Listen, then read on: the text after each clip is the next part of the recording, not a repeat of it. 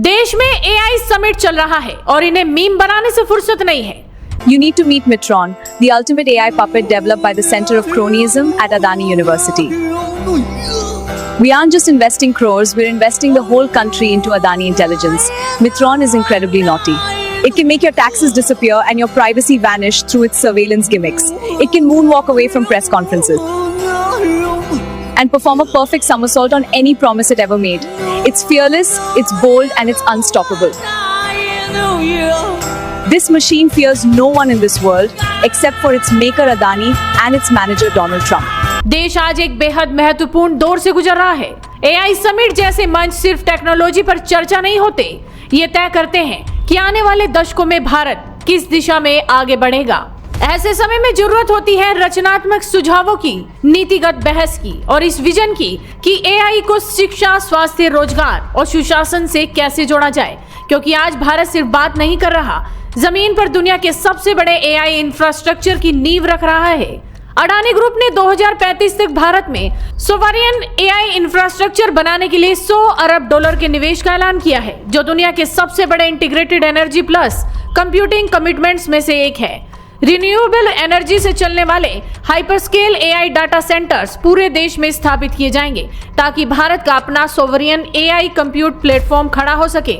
और अनुमान है कि इस एक पहल से अगले 10 सालों में $150 अरब का अतिरिक्त निवेश और आएगा, यानी 2035 तक करीब $250 अरब का AI infrastructure ecosystem. No, I think the summit by itself is an example of India's powerful position in today's digital world.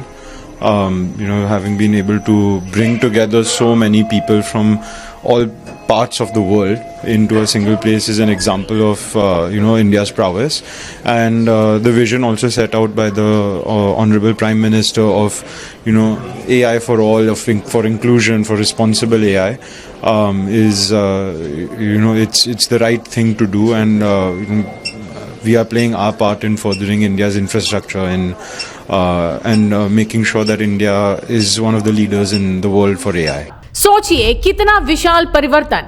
Adani connects के तहत डाटा सेंटर कैपेसिटी 2 गीगावाट से बढ़ाकर 5 गीगावाट करने का लक्ष्य रखा गया है। गूगल और माइक्रोसॉफ्ट जैसे दिग्गजों के साथ मिलकर गीगावाट स्केल AI कंप्यूटर्स बनेंगे।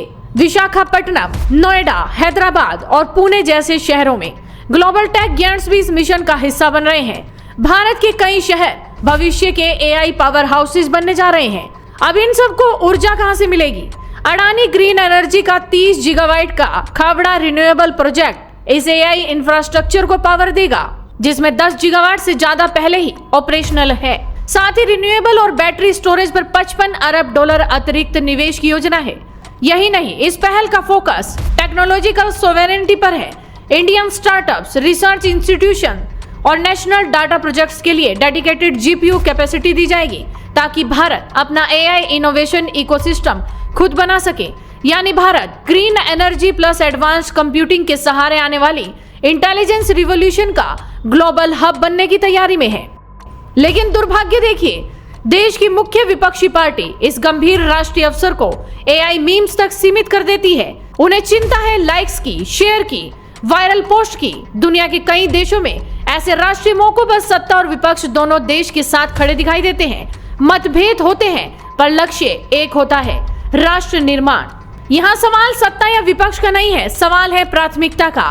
क्या हमारी प्राथमिकता राष्ट्र निर्माण है या सोशल मीडिया एंगेजमेंट?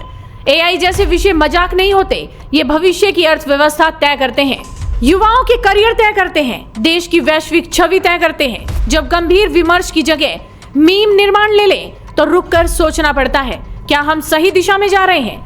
देश की जनता सिर्फ शोर नहीं सुनती, वो गंभीरता भी परखती है और समय आने पर अपना फैसला खुद सुनाती है, क्योंकि आखिर में राष्ट्र निर्माण मीम से नहीं, विजन से होता है।